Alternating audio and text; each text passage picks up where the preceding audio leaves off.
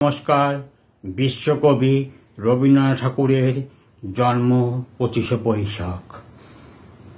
এই সুন্দর স্বর্ণালী দিনে নতুন ভোরের সূর্যের আলো জানিয়ে দেয় আজ 25শে বৈশাখ, বিশ্বকবি রবীন্দ্রনাথ ঠাকুরের জন্মদিন।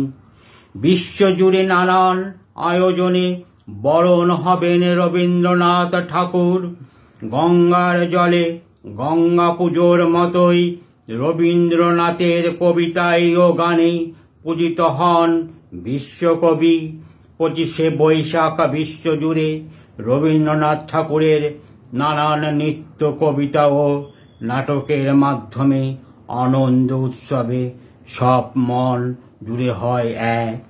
মন যায় ভেঙে যখন শুনি ভারতবর্ষের গর্ব, বিশ্বকবি রবীন্দ্রনাথ ঠাকুর।